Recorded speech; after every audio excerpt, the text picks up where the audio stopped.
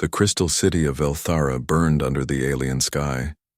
Thisara pressed her thin hands against the window of the High Council chamber and watched her world die. The Korath ships hung in the sky like dark metal clouds, raining fire on everything. Below, each blast turned another beautiful crystal building into melted glass. Thisara was the leader of her people, the Velrani. They were tall and thin, with skin that looked like smooth crystal. Light passed through their bodies in pretty colors. For thousands of years they had lived in peace. They loved math and science. They built cities that looked like giant jewels. They never hurt anyone, but the Korath did not care about peace. The enemy ships had come 3 days ago. They did not talk first. They did not ask for anything, they just started shooting. The Korath were known across the galaxy as killers. They took over planets and made slaves of anyone who lived. They loved war more than anything else. "Hi, Counselor," said Nethva, one of the other council members. Her crystal skin was cracked from fear. "The northern cities are gone. The defense grid is failing. We have maybe 6 hours before they land troops." Thisara closed her eyes. The Velrani had no weapons. They did not know how to fight. Their ships were made for exploring space, not for war. When the Korath came, they had nothing to stop them with. "Have we heard anything from the Galactic Confederation?" Thisara asked. Nethva shook her head. "Nothing. We sent the request for help 2 days ago. The Altarians said they are too far away. The Zenthi said they cannot risk war with the Korath Empire. The others did not even answer." This was not surprising. The galaxy was full of peaceful races like the Velrani. But when the Korath came calling, everyone ran away. No one wanted to fight them. The Korath Empire had destroyed 17 worlds already. Their fleet was huge and strong. Another blast shook the building. Through the window, Thisara could see the beautiful garden of mathematics burning. It had taken her people 300 years to grow those crystal trees in perfect patterns. Now they were just broken glass on the ground. "We need to evacuate the children," said another council member. "Where?" Thisara asked. "There is nowhere to run. Their ships surround our planet. Even if some of us escape, they will hunt us down. The Korath do not leave survivors." The truth was hard but clear. In 6 hours, Korath soldiers would land on Velros Prime. They would kill every Velrani they found. Then they would take the planet for themselves. It had happened on 17 other worlds. It would happen here too. "There must be something we can do," Nethva said. "Some way to call for help." Thisara thought about this. They had already tried the normal ways. All the big civilizations in the galaxy knew about their situation. None of them cared enough to help. The Korath were too strong, too dangerous. It was easier to let the Velrani die than to risk a fight. But maybe there were others out there, smaller civilizations that had not heard the news yet. Or maybe someone far away who might help if they knew what was happening. "The old emergency frequencies," Thisara said suddenly. "The ones from before the Confederation was formed." "Those have not been used in centuries," Nethva replied. "Most of them reach into empty space.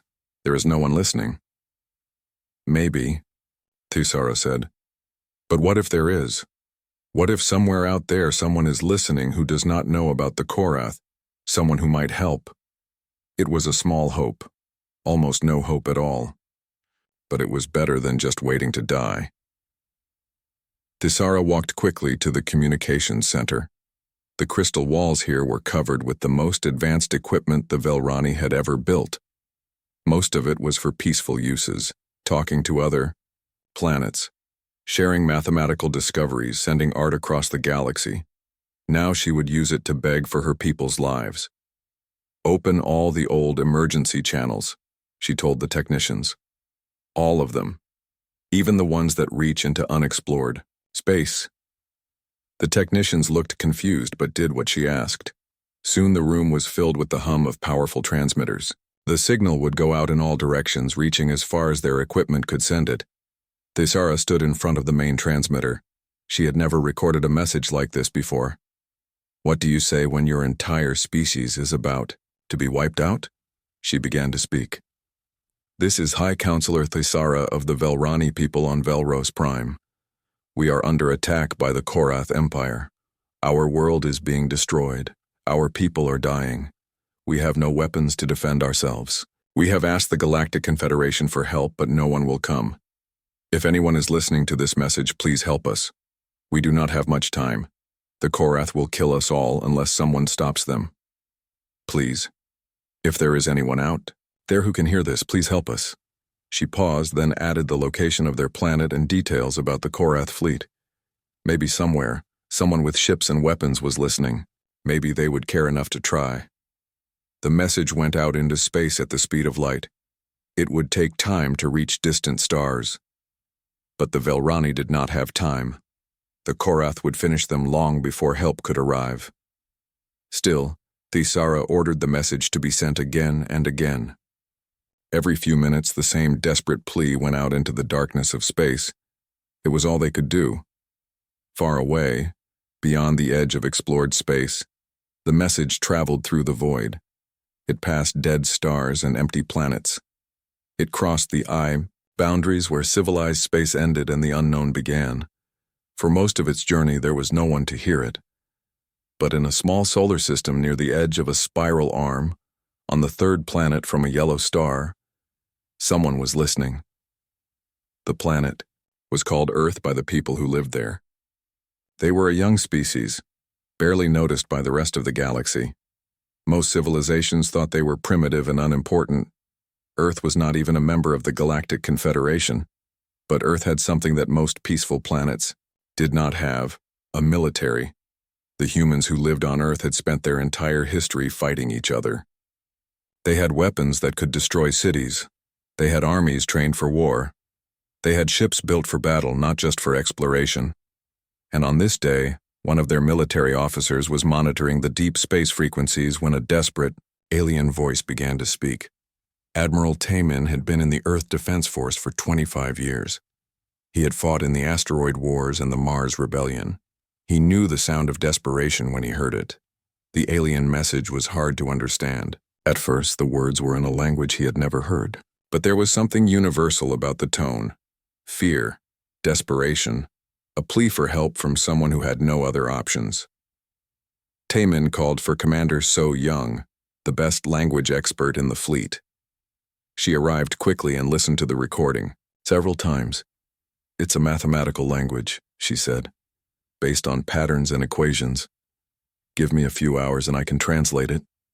While So Young worked on the translation, the message kept coming. Every few minutes, the same desperate voice repeated the same words. Taemin found himself listening to it over and over. Even without understanding the words, he could hear the pain in that alien voice. When So Young finished the translation, Taemin felt his blood grow cold.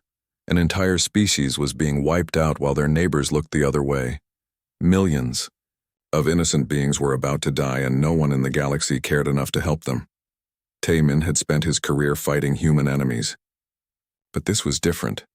This was not about territory or resources or politics. This was about right and wrong. And Admiral Taemin had never walked away from a fight in his life. He looked at the translation again, then at the star charts showing where the message had come from. It was far away, but not too far for Earth's fastest ships. For the first time in their history, humans were about to enter galactic warfare, and they were going to do it the only way they knew how: by charging straight into battle against impossible odds. The message from Velros Prime continued to repeat, unaware that someone had finally heard it. Someone who was not afraid of the Korath Empire. Someone who was already planning to do something about it. The war room aboard the Earth flagship Soul's Pride was crowded with the most important military officers in the human fleet. Admiral Taemin stood at the head of the long metal table, looking at the faces of people he had fought beside for years. These were soldiers who had seen battle. They knew what war really meant. "Ladies and gentlemen," Taemin began. 3 hours ago, we received a distress signal from an alien species called the Velrani. They are being attacked by something called the Korath Empire. Their entire planet is being destroyed. General J. Ho, a heavyset man with scars on his hands from the Mars campaigns, leaned forward. "How do we know this is real? Could be some kind of trap." Commander So Young activated the hologram display in the center of the table. The image showed the translated message along with technical details about how it was sent. The signal is genuine, sir. The mathematical patterns are too complex to fake, and the emotion in the original voice recording, no one could act that kind of fear. Fleet Commander Hye-Jin studied the data on her tablet. She was younger than the others but had proven herself in space battles around Jupiter.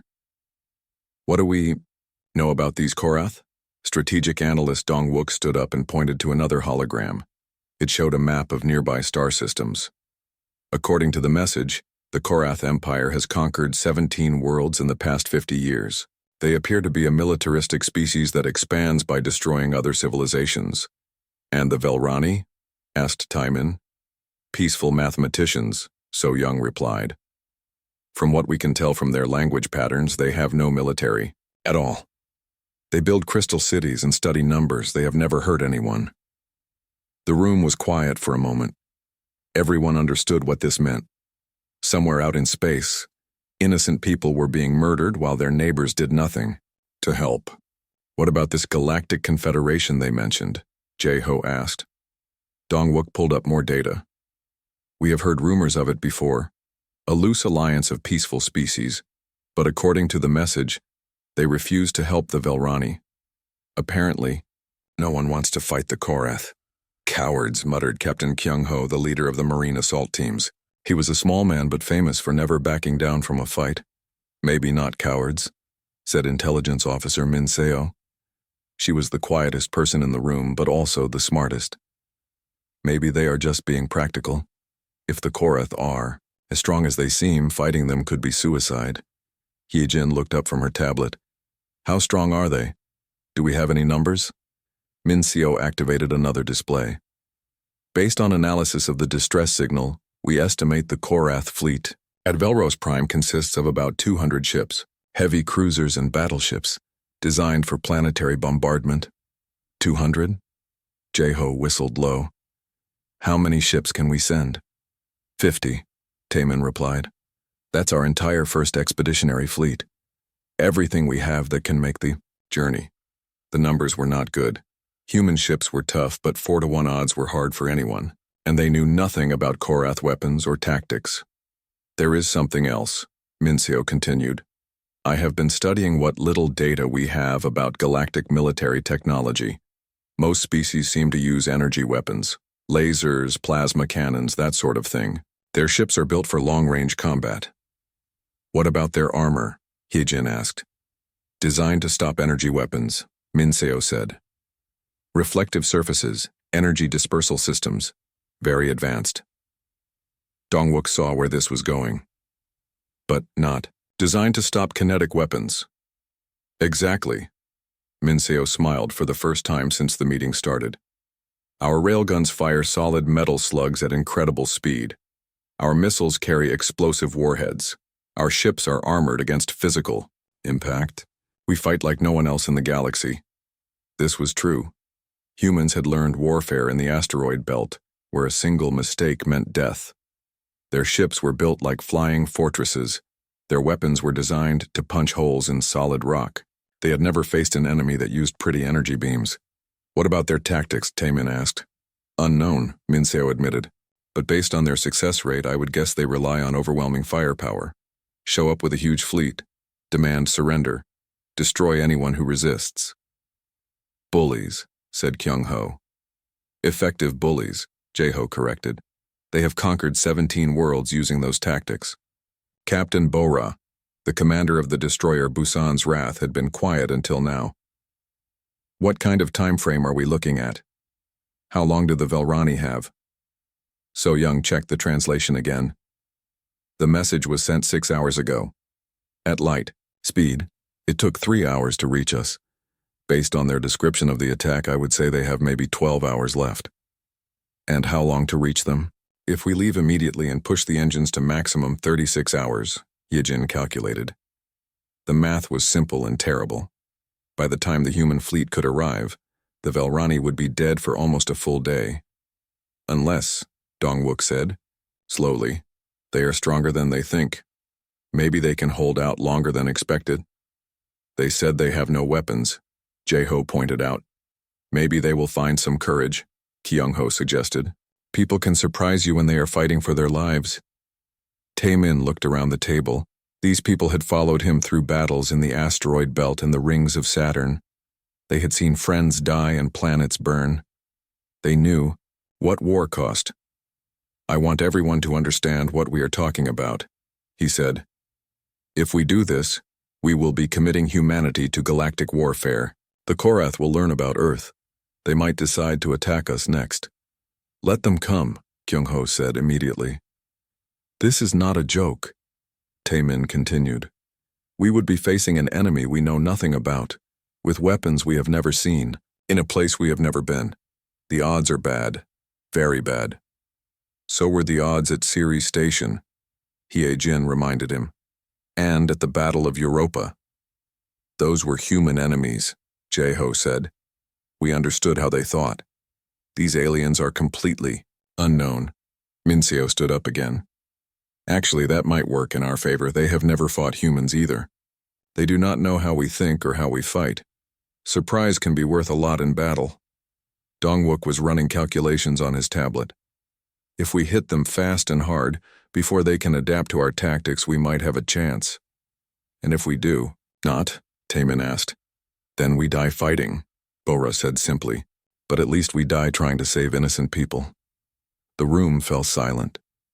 Everyone knew the choice they were facing. They could stay home and be safe while aliens died in distant space. Or they could risk everything to help people they had never met. Finally, So-young spoke up. I have been listening to that message for hours. The fear in that alien's voice. I have never heard anything like it. She knows her entire species is about to be wiped out. She is begging anyone who will listen to help them. And everyone else said no, Hye-jin added. Everyone else are cowards, Kyung-ho said firmly. Or smart, Jae-ho countered. Maybe they know something we do not. Tae-min stood up and walked to the window that looked out at the rest of the fleet. 50 human warships floated in formation, their dark hulls scarred from years of battle. They were not pretty like the ships other species built. They were functional, tough, built for war. I joined the military to protect people, he said without turning around. Human people, yes, but people nonetheless. I have never walked away from someone who needed help. He turned back to face the others. But this decision affects all of you. If anyone wants to stay behind, now is the time to say so. No shame in it. One by one, every officer in the room shook their head. They were all in. Then let's do this, Tae-min said. Min-seo, I want you to prepare everything we know about energy weapons and how to counter them. Hye-jin, get the fleet ready for immediate departure. Maximum burn to the Velros system. What about resupply? Jae-ho asked. We take what we have. No time for anything else. As the officers filed out to prepare their ships, So-young remained behind. Admiral, she said, what if we are too late? What if the Velrani are already dead when we arrive? Tae-min considered this. It was a real possibility. But he had made his decision. Then we make sure the Korath pay for what they did, he said.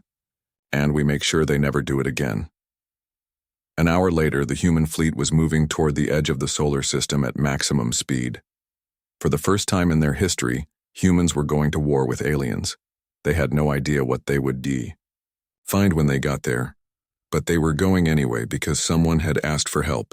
The human fleet dropped out of hyperspace at the edge of the Velros system like a pack of hungry wolves entering a sheep pen.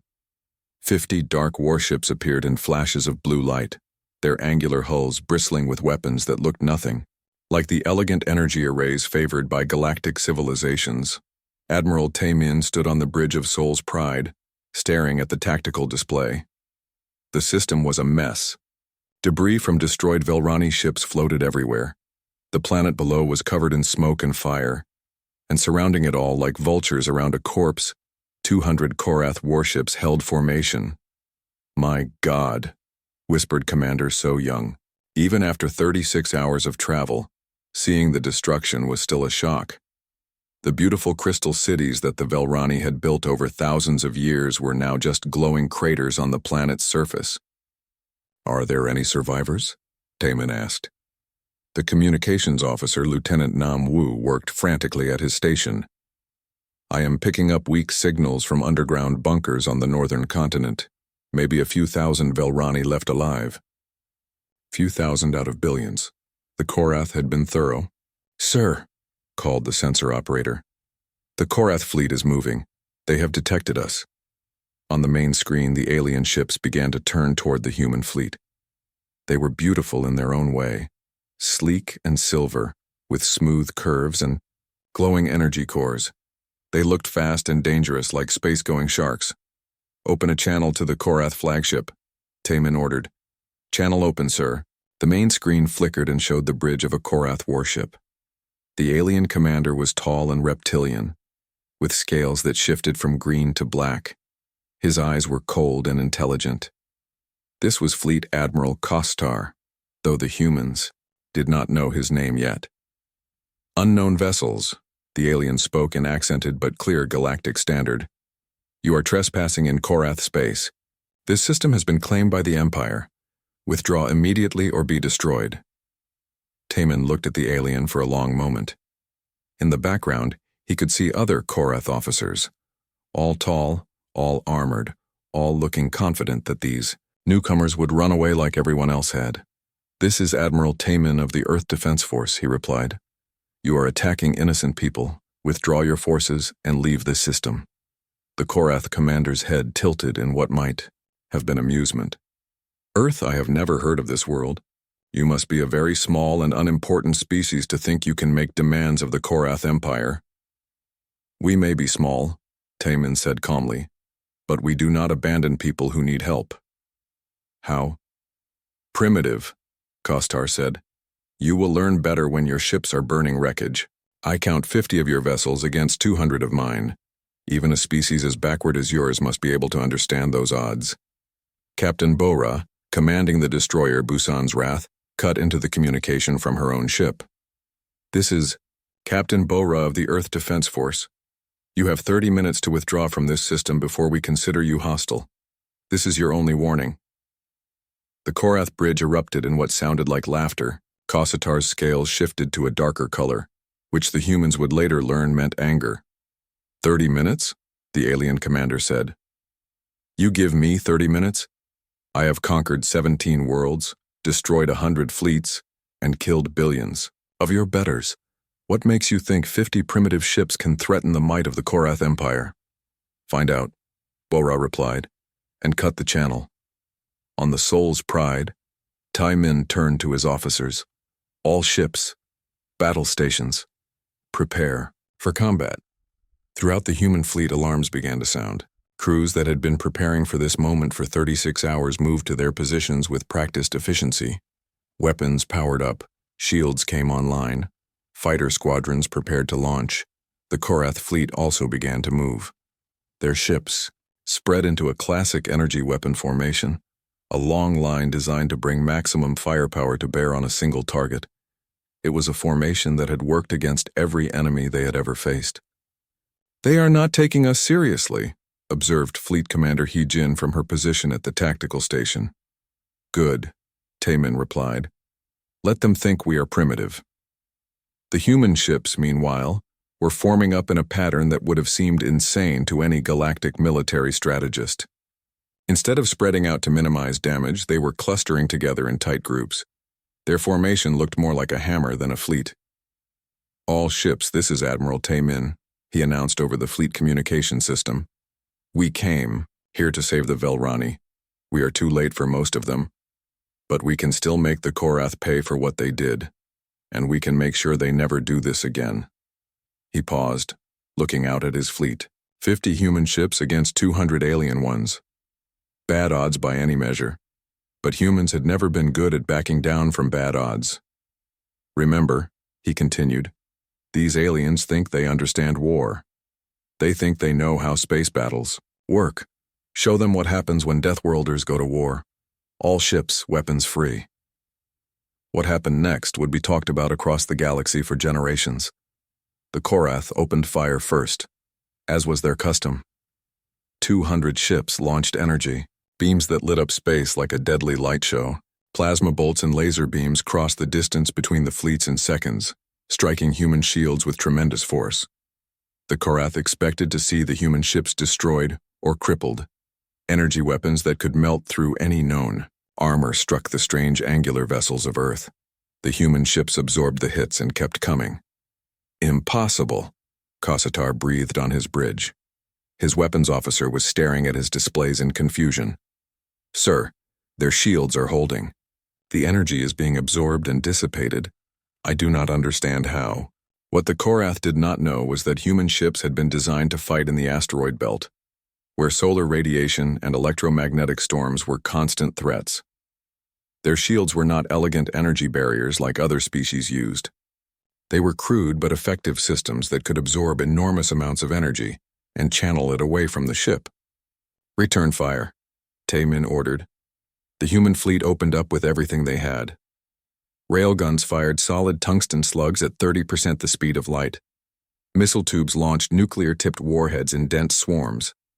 Mass drivers hurled chunks of metal with the force of small meteors. The effect on the Korath fleet was immediate and devastating. Energy shields designed to stop plasma beams and laser bolts were useless against solid projectiles moving at incredible speeds.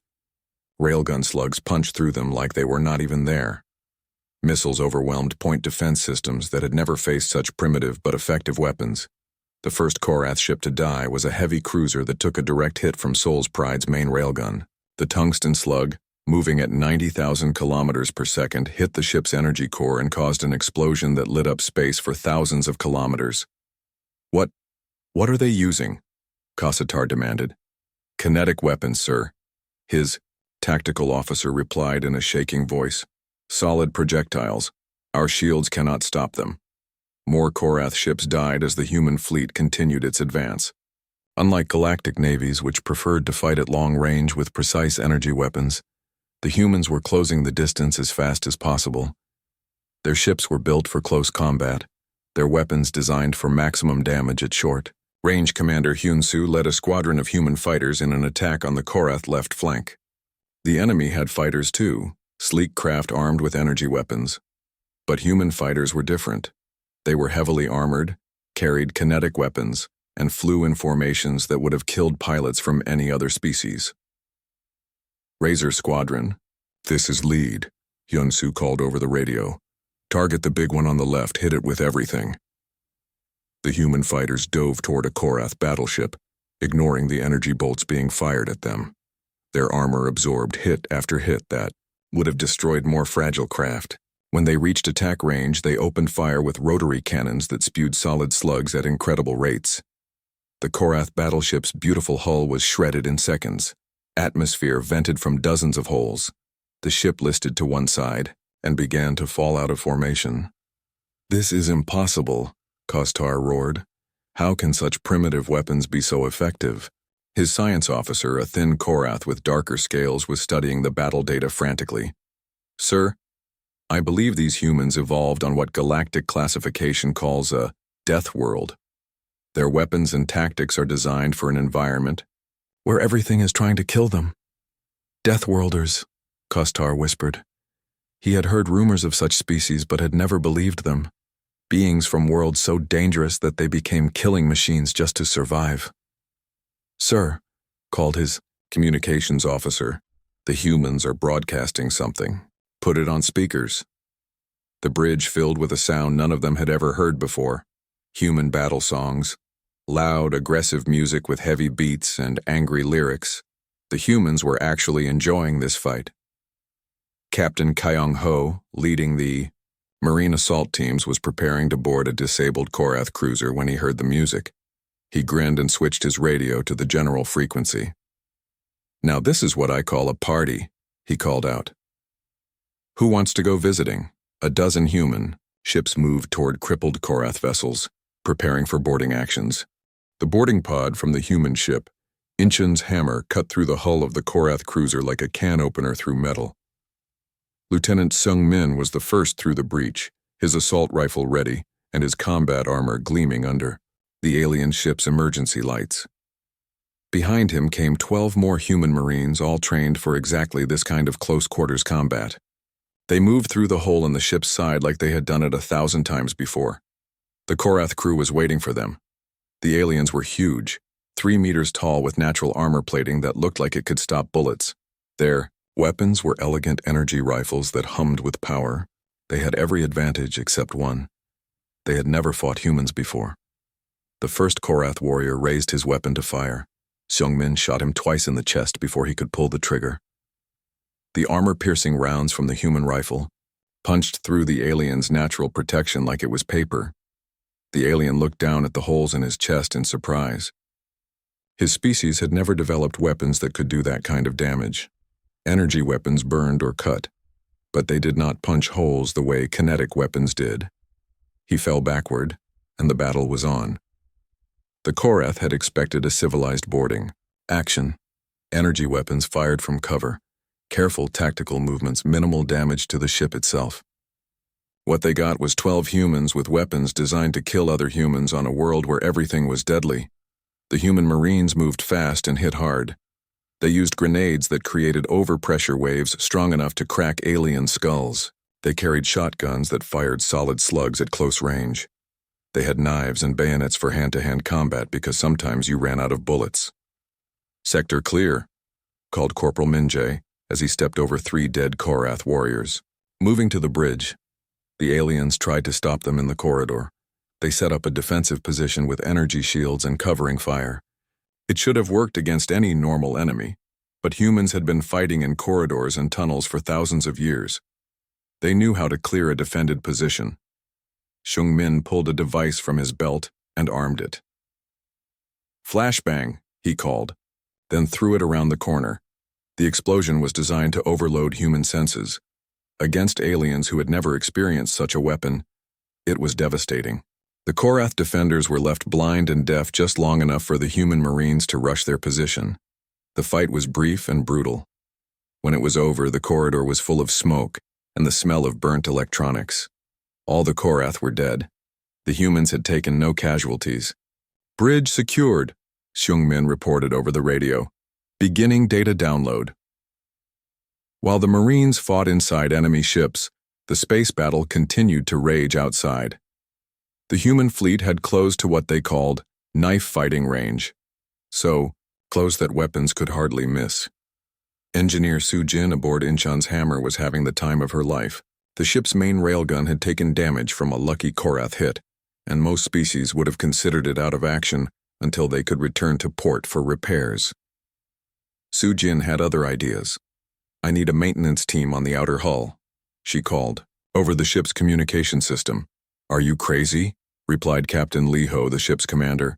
"We are in the middle of a battle." "Exactly why we need that gun working," Soo-jin shot back. "Give me 10 minutes. She suited up in combat armor and led 3 other engineers outside the ship while energy beams and missile explosions lit up the space around them. Other species would have called it suicide. Humans called it standard emergency repair procedure. The damage to the railgun was worse than she had hoped, but not as bad as she had feared. The magnetic coils were misaligned, and the targeting system had been fried by electromagnetic feedback. But the basic structure was sound. "Hand me that plasma cutter," she told Engineer Dong-soo as a Korath missile exploded less than a kilometer away. The shock wave rattled their magnetic boots against the hull, but they kept working. Inside the ship, Captain Lee Ho watched the external cameras in amazement. His people were performing complex repairs while dodging enemy fire, working with a calm efficiency that would have been impossible for most species. "Soo-jin," he called over the radio, "you have incoming fighters on your position." "How long until they get here?" she asked without looking up from her work. 30 seconds. "I need 60. The ship's point defense systems opened fire, filling space around them with streams of bullets designed to stop incoming missiles. Some of them hit the approaching Korath fighters, but others kept coming. 20 seconds, Lee Ho warned. "Almost got it," Soo-jin muttered, rerouting power cables with hands that were rock steady despite the battle raging around her. The Korath fighters opened fire. Energy beams struck the hull all around the repair team. One beam passed so close to Engineer Dong-soo that it melted the tool he was holding. Got it, Sujin announced, and the railgun hummed back to life. The repair team ran for the airlock as the ship's main weapon swiveled toward the nearest Korath cruiser and fired. The tungsten slug hit the alien ship dead center and tore it in half. Nice work, Liho said as Sujin and her team cycled through the airlock. Most people would not try a repair like that during combat. Most people are not human, Sujin replied with a grin. This was the pattern throughout the battle. Humans doing things that other species considered impossible, facing odds that should have been hopeless, and somehow making it work. Dr. Wu Jin, the fleet's xenobiologist, was studying captured Korath prisoners aboard Soul's Pride when he began to understand why. The aliens were impressive physical specimens, tall, strong, naturally armored. But they had evolved on a world where they were the dominant predator. They had never faced an enemy that was truly dangerous. Look at their bone structure, he explained to Admiral Taman during a brief pause in the fighting. Dense but not flexible. They are built for strength, not agility, and their nervous system shows they evolved in a low-stress environment. What does that mean? Taman asked. They are not used to real danger, Wu Jin replied. Their species became the top predator early in their evolution, then stayed there. They never had to adapt to constant threats. Unlike humans. Exactly. We evolved on a world that was trying to kill us every day. Predators, diseases, natural disasters, climate changes. We had to become adaptable, aggressive, and willing to take risks just to survive. This explained why human tactics were so effective. The Korath had weapons and ships designed to intimidate enemies into surrender. When that did not work, they relied on overwhelming numbers and superior firepower. But humans had learned to fight on a world where intimidation meant nothing, and overwhelming numbers were just another problem to solve. They used weapons designed to kill the most dangerous predator on Earth, other humans. The battle was starting to turn. What had begun as a Korath victory over helpless Velrani civilians was becoming a rout of the most powerful military force in the known galaxy. Captain Bora aboard Busan's Wrath was coordinating attacks on the Korath command ships when her communications officer picked up an interesting transmission. Captain, he said, the Korath are talking to each other on an open channel. They think we cannot understand their language, can we? Commander So Young provided translation protocols before the battle. They are panicking. Bora smiled. Put it on speakers. The bridge filled with alien voices speaking in rapid, fearful tones. The translation system turned their words into flat electronic speech, but the emotion was still clear. Weapons are impossible. Ships should not be able to. How many of them are there? Deathworlders, they must be Deathworlders. The last comment made Bora laugh out loud. They figured it out, she told her crew. They know what we are now. But the knowledge was coming too late. The Korath fleet, which had started the battle with overwhelming numerical superiority, was now down to fewer than 100 ships. They were spread out, disorganized, and facing an enemy that seemed to get stronger the longer the fight continued. Fleet Admiral Kostar stood on his bridge and watched his empire's most powerful fleet being destroyed by 50 ships from a species he had never heard of. His scales had gone completely black, a color that meant despair in Korath body language. Sir, his tactical officer said quietly, we should withdraw. We can regroup with the second fleet and return with greater numbers. How many ships have we lost? Kossatar asked. 123 confirmed destroyed. 47 more heavily damaged. 8 ships confirmed destroyed. Perhaps a dozen more with significant damage. The numbers were impossible. In my His entire military career, Kostar had never seen anything like it. The humans fought with a ferocity that defied comprehension. They took risks that should have been suicidal. They used tactics that violated every principle of galactic warfare, and they were winning. Sir, his communications officer called out, the humans are broadcasting again. Let me hear it. Admiral Taman's voice filled the Korath bridge. Korath fleet, this is your final warning. Withdraw from this system immediately. Leave the Velrani in peace. If you do not comply, we will destroy every ship you have. Kostar looked at his tactical display. He still outnumbered the humans, but barely. and his remaining ships were scattered and demoralized. Fleet Commander Hyojin stood at her tactical station aboard Soul's Pride, watching the Korath ships try to escape. The aliens were running now, their once proud fleet scattered and desperate, but they were not running fast enough. All ships, close formation, Admiral Taemin ordered over the fleet communication system. Kyung-ho, take your squadron and cut off their escape route to hyperspace. Bora, hit their command ships. I want their leadership to understand what happens when you attack innocent people. The human fleet moved like a pack of predators, each ship knowing exactly what to do. They had trained for situations like this in the asteroid belt around Earth, where pirates and raiders thought they could run after attacking civilian ships. The humans had taught those pirates the same lesson they were about to teach the Korath. When you hurt innocents, you don't get to escape. Captain Kyung-ho pushed his heavy cruiser Gwangju's Vengeance to maximum acceleration, racing ahead of the main fleet to intercept the fleeing Korath. His ship was built for exactly this kind of pursuit, heavily armed, fast, and tough enough to take punishment while dishing it out. Target their engines, he ordered his weapons officer. I want them alive but unable to run. The railguns fired in sequence, each tungsten slug carefully aimed at the propulsion systems of the fleeing alien ships. One by one, Korath vessels found themselves dead in space, their engines destroyed but their hulls intact. This is Captain Kyung-ho to disabled Korath vessels. He broadcast on all frequencies. You have two choices. Surrender now and you live. Try to fight and you die. You have 30 seconds to decide. Most of the disabled ships immediately broadcast surrender signals. Their crews had seen what human weapons could do to Korath armor. They had no desire to find out what those same weapons would do to an unprotected ship. But Fleet Admiral Kostar was not ready to give up. His flagship, the massive battleship Conquest of Stars, still had weapons and shields. He had spent his entire career building the reputation of Korath invincibility. He could not let it end like this. All remaining ships, he broadcast to his scattered fleet. Form on me. We make our stand here. About 30 Korath ships managed to regroup around their flagship. They were damaged, demoralized, and outgunned, but they were still dangerous. Their energy weapons could destroy human ships if they got lucky hits. Admiral Taemin saw the enemy formation on his tactical display and smiled grimly.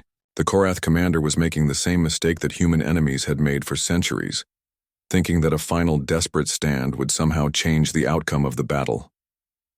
Fleet Commander Hyojin, he said, execute Pattern Delta 7. Hyojin nodded and began issuing orders to the human ships. Pattern Delta 7 was something they had developed for fighting multiple enemies at close range. It was dangerous, requiring precise coordination and perfect timing.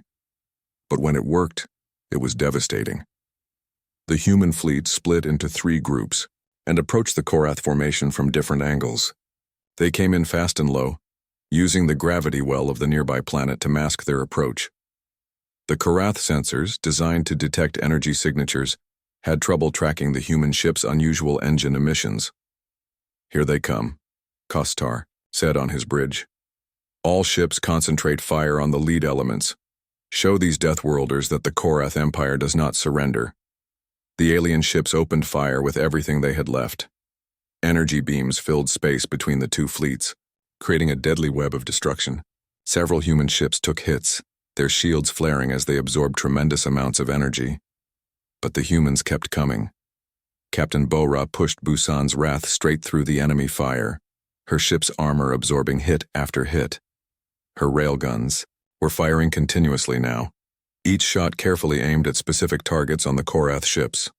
Target their weapon systems, she ordered her gunners. I want them helpless, not dead. This was the difference between human and Korath tactics. The aliens fought to destroy their enemies completely.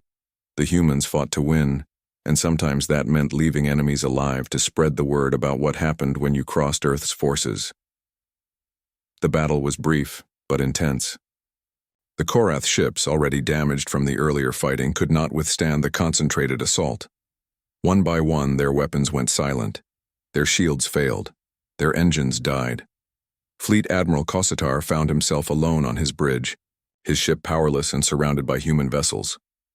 Through his view screen, he could see the dark shapes of Earth's warships hanging in space like patient predators. Korath flagship, came a transmission from the human fleet. This is Admiral Daemon. Surrender now or be destroyed. Kossatar looked around his bridge. His officers were staring at him, waiting for orders. But what orders could he give? His fleet was gone. His weapons were offline. His engines were dead. For the first time in Korath military history, a fleet admiral surrendered. Human Admiral, Kossatar said into his communicator. This is Fleet Admiral Kossatar of the Korath Empire. I surrender my fleet to you. The words tasted like poison in his mouth, but they were the only words that would keep his remaining crew alive. On Soul's Pride, Admiral Taemin accepted the surrender with the same calm professionalism he had shown throughout the battle. But, inside, he felt a deep satisfaction. The Korath had come to this system to slaughter innocents. Now they were beaten, captured, and at the mercy of the people they had tried to intimidate. All ships, he broadcast to the human fleet, secure the area. Begin search and rescue operations for any surviving Velrani, and send a message to Earth Command, mission accomplished. While the human ships began the grim task of searching for survivors among the wreckage of the Velrani civilization, something else was happening across the galaxy. News of the battle was spreading through the quantum communication networks that connected civilized worlds. The peaceful species that made up the Galactic Confederation were getting their first reports of what had happened at Velros Prime. The initial reactions were disbelief. Impossible, said High Chancellor Vorthak of the Altarian Republic. No one defeats a full Korath battle fleet. The reports must be wrong. But more reports kept coming in. Refugee ships from the battle. Korath survivors who had escaped in Daiseorn damaged vessels. Even long-range sensor readings from nearby systems that had detected the massive energy releases from the fighting. All of them told the same story. 50 ships from an unknown species called humans had completely destroyed the most powerful fleet in Korath space. On the Zenthi homeworld, Defense Minister Kelara was studying the tactical reports with growing amazement. Look at these weapon signatures, she told her staff. They are using kinetic projectiles. Solid matter fired at incredible velocities. Primitive, commented her tactical advisor. No, Kelara corrected. Effective. Our energy shields are useless against weapons like these. If these humans decided to attack us, we would be as helpless as the Korath were. Similar conversations were happening on dozens of worlds throughout the Confederation.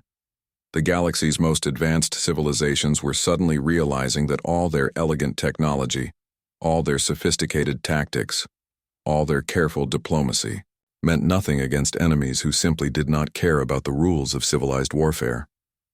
But the most important conversation was happening on Velros Prime itself. Deep beneath the ruins of the crystal city of Velthara, High Counselor Thisara emerged from the bunker where she had spent the last 2 days waiting to die. Around her, the few thousand surviving Velrani looked up at the sky in wonder. The Korath ships were gone. In their place hung 50 dark vessels that looked nothing like any ships in the galactic database. These were the beings who had heard their desperate plea for help. These were the ones who had come when no one else would. High Counselor, said Nethva, her crystal skin still cracked from the stress of the siege. We are receiving a transmission from the human fleet. Thisara nodded and activated the communication system. The main screen showed a human face, Admiral Taemin, though she did not know his name yet. This is Admiral Taemin of the Earth Defense Force, the human said. We received your distress call. I am sorry we could not arrive in time to save more of your people. Thisara stared at the alien face on the screen. Like all Velrani, she was a mathematician. She understood probability and statistics better than most species understood their own names. The chances of anyone receiving their message were tiny. The chances of anyone caring enough to respond were even smaller. The chances of anyone being able to defeat the Korath Empire were so small they might as well have been zero. Yet here was proof that sometimes mathematics was wrong. We do not understand, she said finally. According to our calculations, you should not exist. Your victory should not be possible. Why did you come? Why did you help us? Admiral Tayman was quiet for a moment, and Thisara could see him thinking about how to answer. Finally, he said the words that would be remembered throughout galactic history. Because someone had to. It was a simple answer. Too simple for most galactic civilizations to understand. But the Velrani, who had spent their last hours listening to the silence from the Confederation, understood perfectly. In the days that followed, human ships remained in orbit around Velros Prime,